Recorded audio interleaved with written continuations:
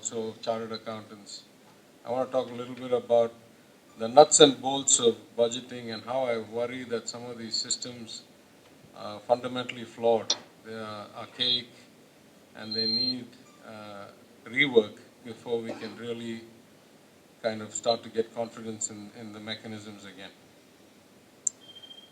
As I was preparing for this speech, I was reminded of a very inspiring quote I once heard. I was watching a documentary. I used to travel a lot. I've been to about 50, 60 countries. I was an international banker. I was on the plane a lot. I used to watch all kinds of things.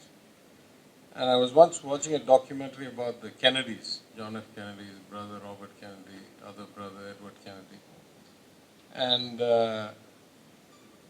at the eulogy, Robert Kennedy was assassinated and his brother was giving the eulogy.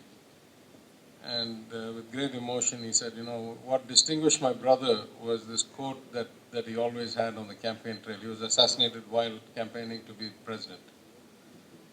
And that quote actually came from a Bernard Shaw play back from the 1940s. And the quote was, "Some men see things as they are, and they ask why. I dream of things that never were, and I ask why not." And that was a quote that actually his brother had used, JFK had used when he was president and had gone and addressed the Irish Assembly. I think for many of us in public service, that is a good encapsulation of what we should be thinking about. Of course, we want to know why things are the way they are, but if not enough of us think of why things shouldn't be better, why this is the limit and why isn't there a higher limit than this, I worry that we won't get ahead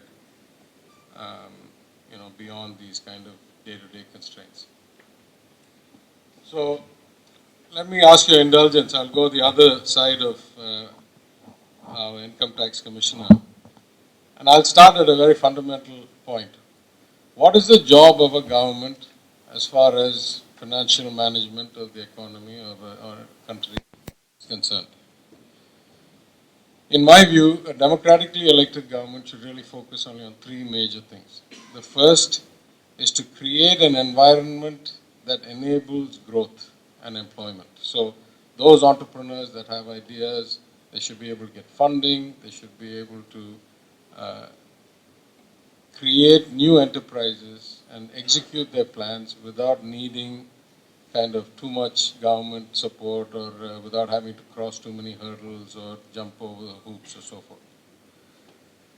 In doing that, I think they have to worry about two other considerations. The first, which is to ensure a level playing field and not allow favoritism, nepotism, corruption, rent-seeking, all of these things to happen.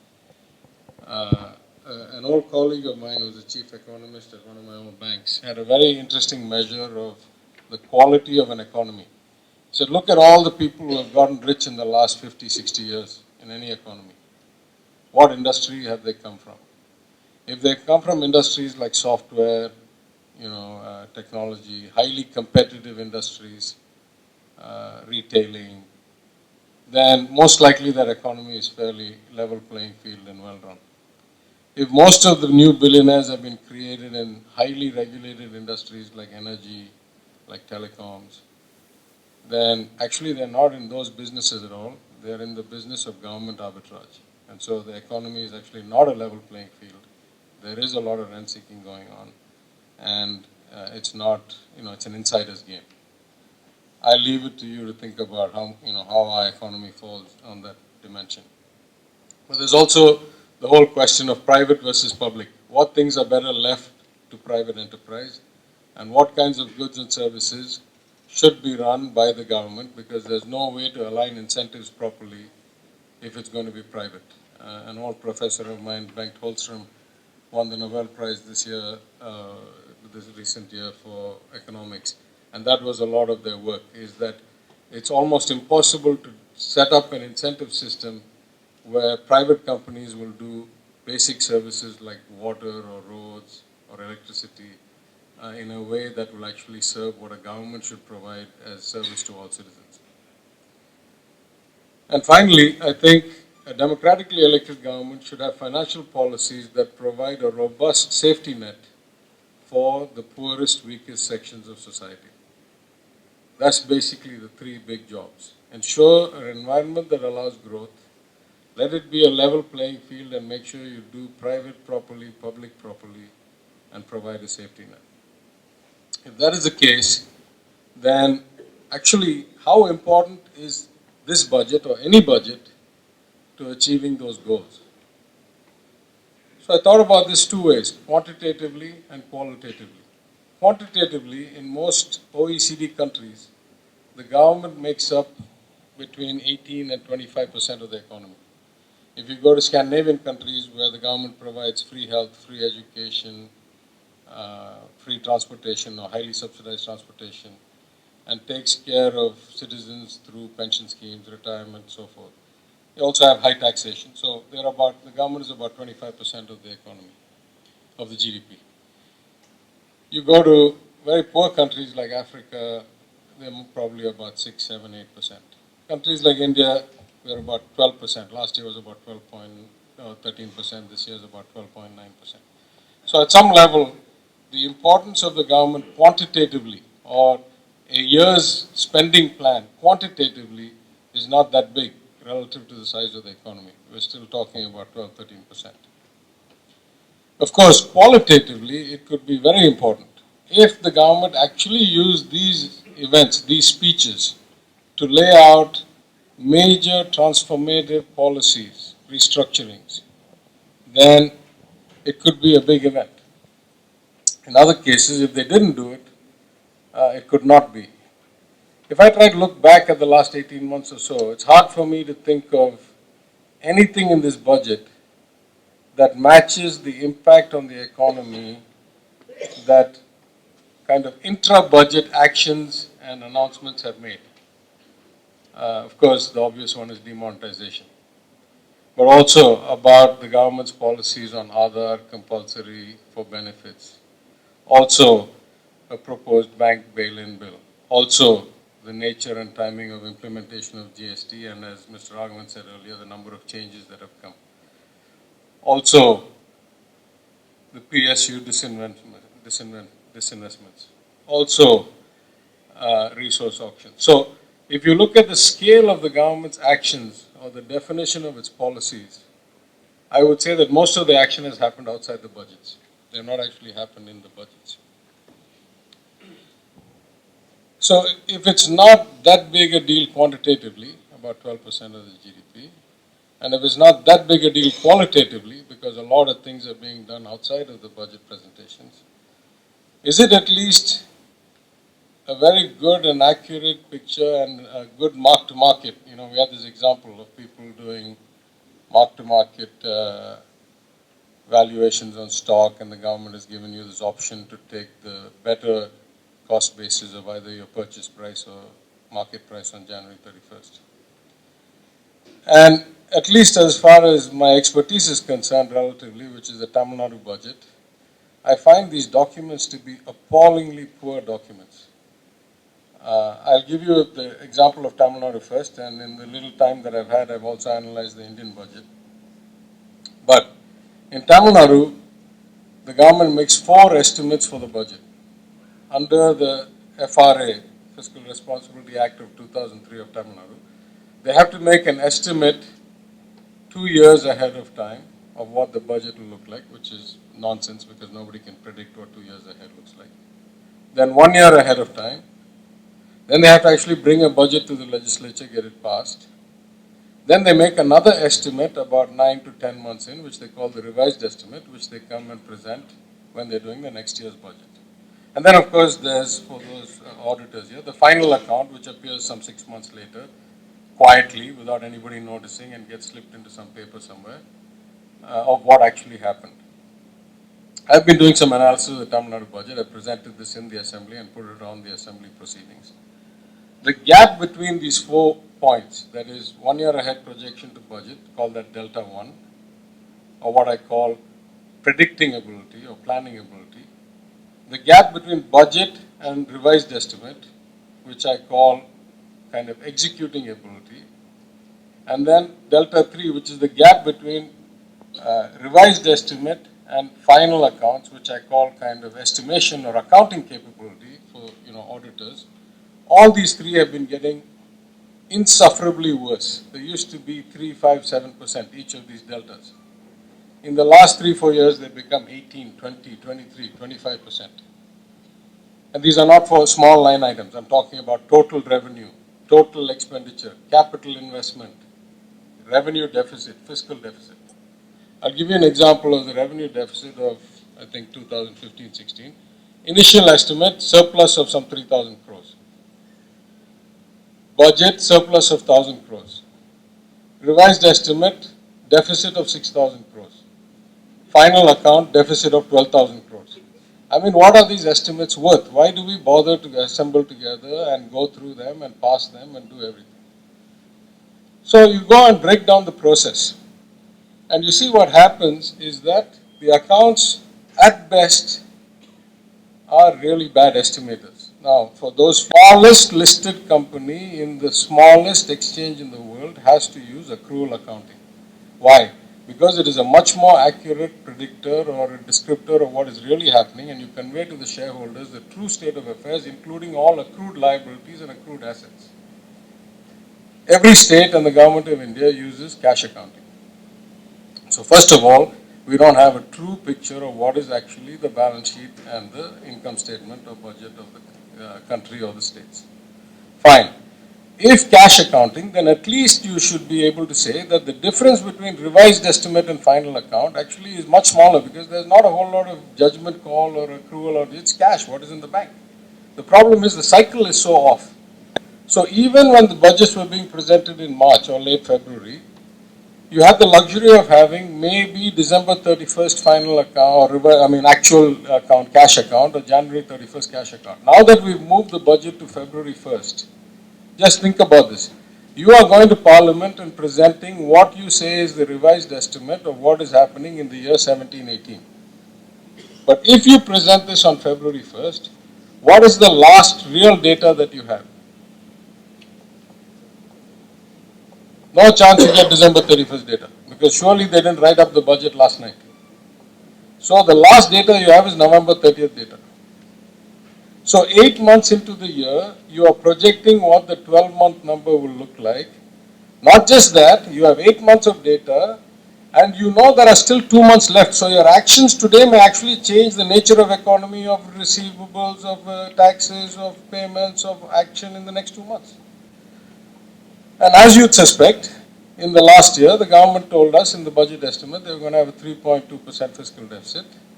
Now they tell us in the revised estimate it's actually going to look more like 3.5%.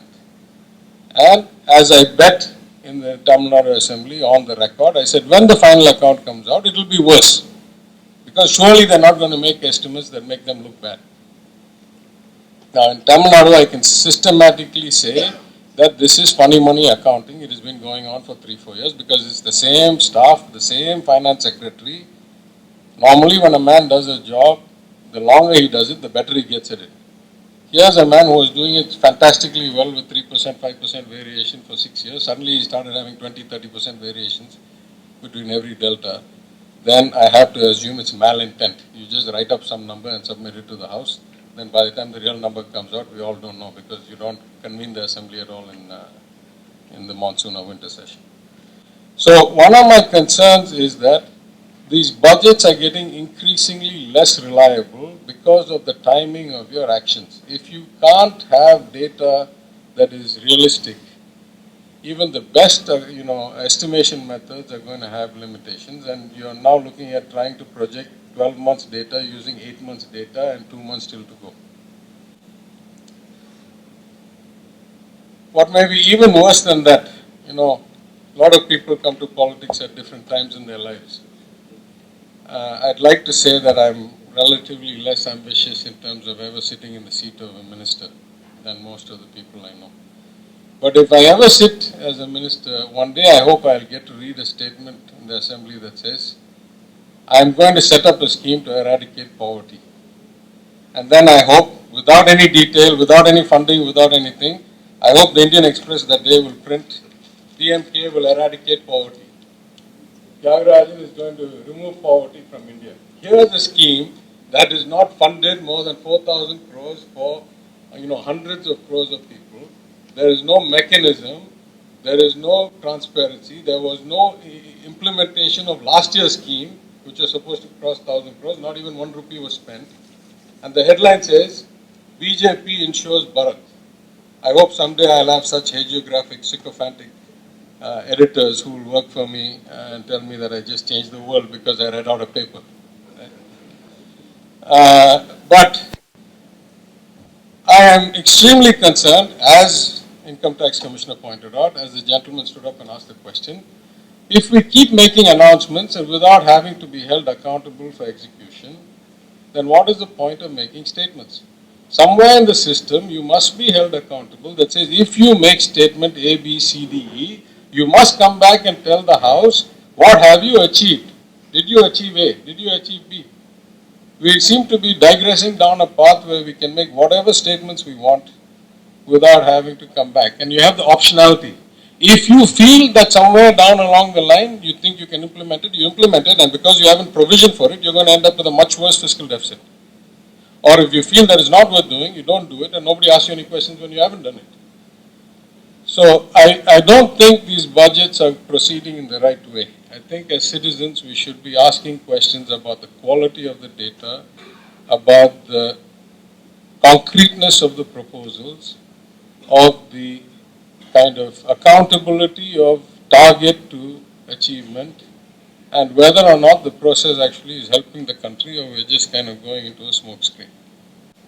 Now, let me get to some few specifics so that I'm also not just talking completely philosophically.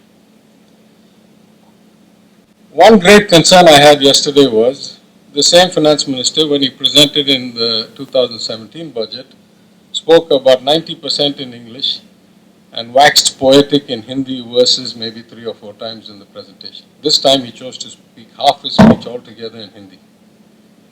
It's not clear to me how this government sets these kinds of policies. Of course they're playing politics, of course they're playing to a crowd. But sometimes I wonder, is there nobody to tell them that if you keep naming things, something, yojana and all this stuff, and then you give diktats to the collectorates all over the country that when you write those, you must either write those in Hindi the same way, English the same way, or Tamil the same way, the intended audience doesn't even know what that means.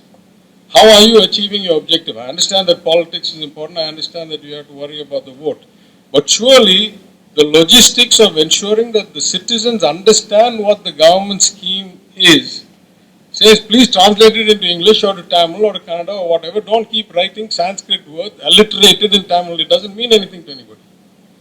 So I'm a bit concerned that we are starting to digress there also. At least we should have a language that all of us can understand, and 100% of the budget should be presented in that language. Now, as far as the technicals are concerned, I really only want to talk about 4 or 5 points. There is a fundamental difference between direct taxation and indirect taxation, which I'm sure you all know.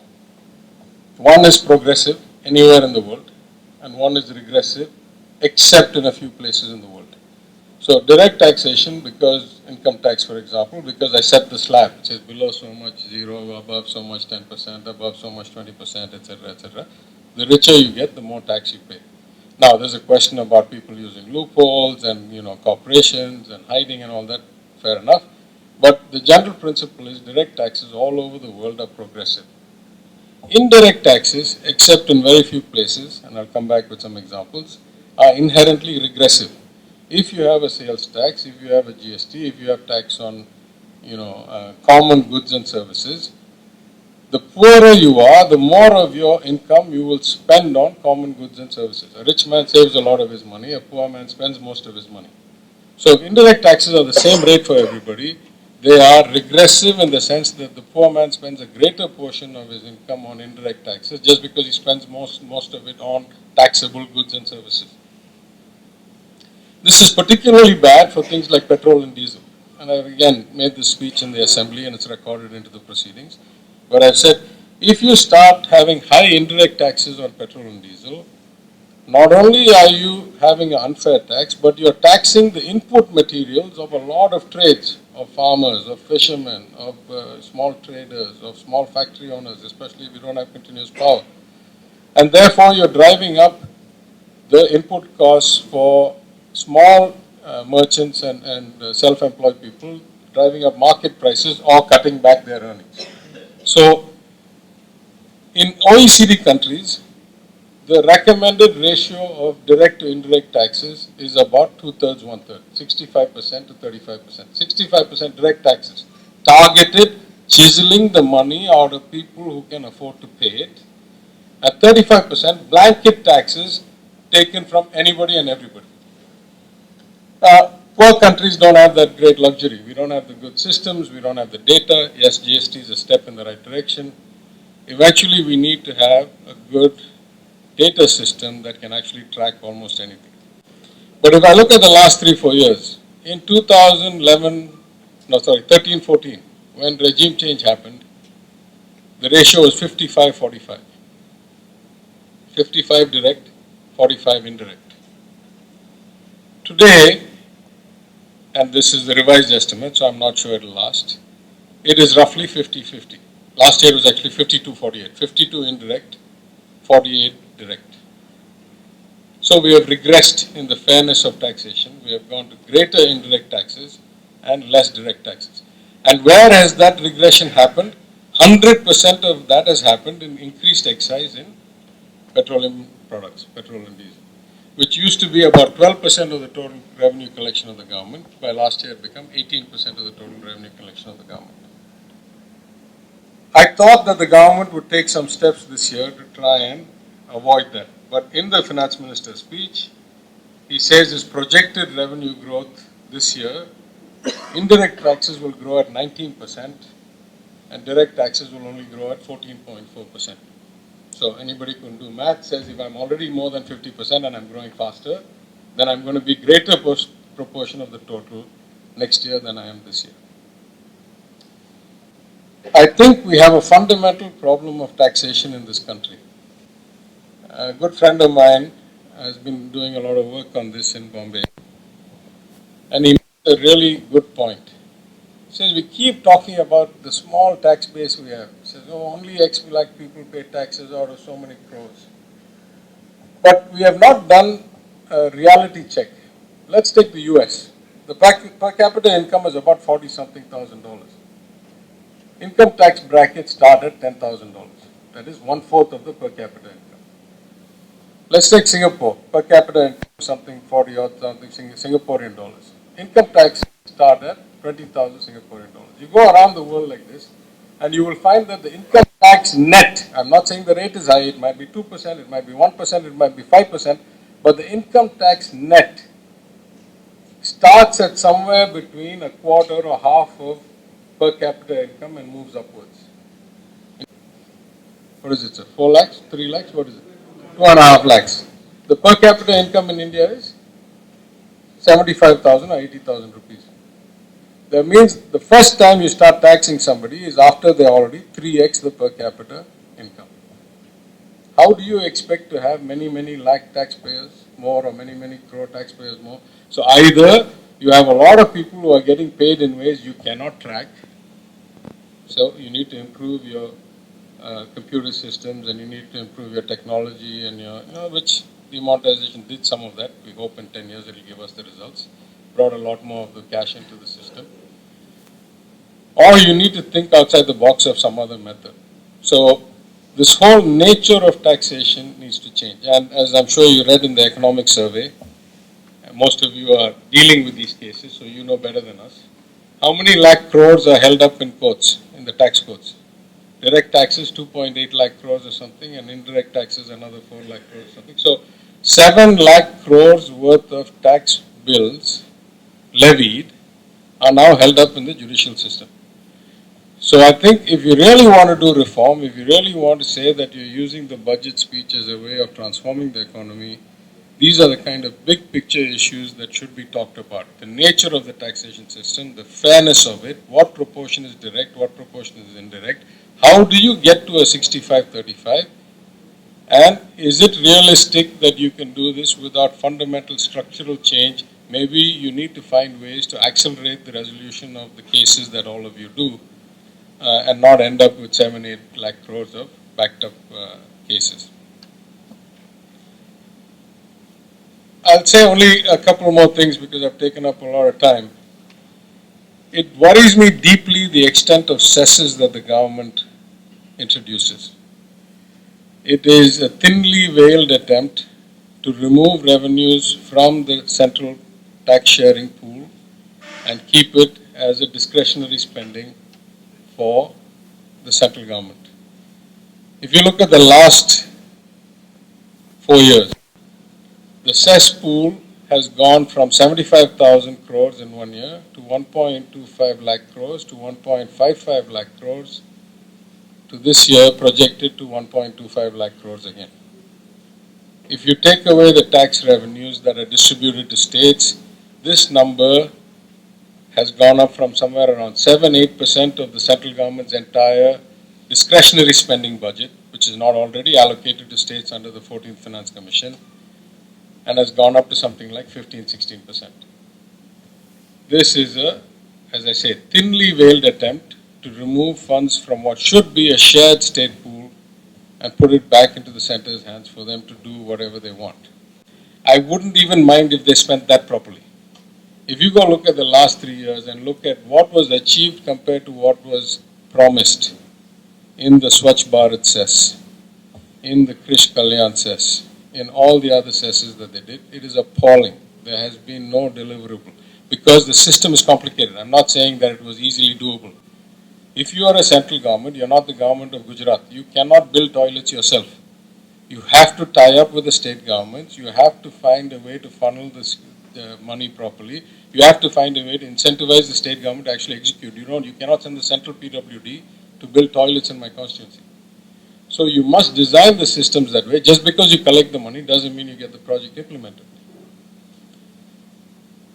Now, how I first came to have any correlation with this august institution, actually the culprit is sitting in the front row here, Mr. Ravi. Back in 2012 or 13, when Mr. Rajarajeshwaran was the chairman of the SIRC, I was asked to deliver the Vaidinath Iyer Memorial Lecture. And I chose the topic of how markets drive growth or help drive growth. Why efficient capital markets are a critical component of having high growth rates. I don't know if anybody remembers anything about the lecture, but Mr. Ravi keeps reminding me that in those days when oil was somewhere hovering between $100 and $120 a barrel, somebody asked me a question and I said oil is going down to 30. And everybody was shocked because oil had been, above 85 or 90 for 5 years or 7 years by then. And, even a clock without a battery is right twice a day. I happened to be right on that call. So that propagated my reputation, if you will. And I started having more and more speaking engagements. I've spoken at the ICAI a few times. I've spoken at conferences and so forth, at the analysts group that Sudarshan is the office bearer of. And I had a second stroke of luck. Last year in the assembly, as well as in my union budget analysis that I presented somewhere else at a different venue with Mr. Gurumurthy beside me, I said the government has become so dependent on oil excise revenues, 18% of revenues. And I said, what happens if oil prices rise? I said, what will you do? Will you pass that on to the consumer and create inflation and input cost raises? Or will you have to cut your excise and find yourself with a worse fiscal deficit? You have left yourself no room. You have become like an addict to these excise duties that you kept on raising. So, as I say, clock's right twice. I was right about oil prices going down. I was right about oil prices going up. Government has paid the price and will continue to pay the price. This is not a short-term glitch. It's not going back to 35 anytime soon, in my opinion. I'm an ex-trader from the markets. In that context, I'll leave you with the last caution. Hopefully I'm not right 3 times in a row. But just like I said last year, what happens if oil prices go back up? I ask you this year, what happens if the stock market crashes? and the implications of that for the value of the rupee, and the implications of that for the import bill, because we're still a big net importer of oil, and the implications of that for inflation. I am very concerned that the market is, what do they say, optimally valued or richly valued, for lack of a better word. You look at the PE ratios of where our markets trade compared to other markets, look at what percentage of GDP corporate profits are, and you'll find there's a huge discrepancy. We are kind of living on fumes and foreign investor inflows. If that reverses, what happens? That to me is the biggest concern for the next 12 months. I hope I'm not right, just like I hoped I was not right about the oil prices. But as an ex-trader, my first job is risk management, is always to think about what else could go wrong that I have not already planned for. And this is the great concern I have. So anyway, I thank you for your indulgence. I hope some of this was relevant to somebody. And again, I thank you for the opportunity.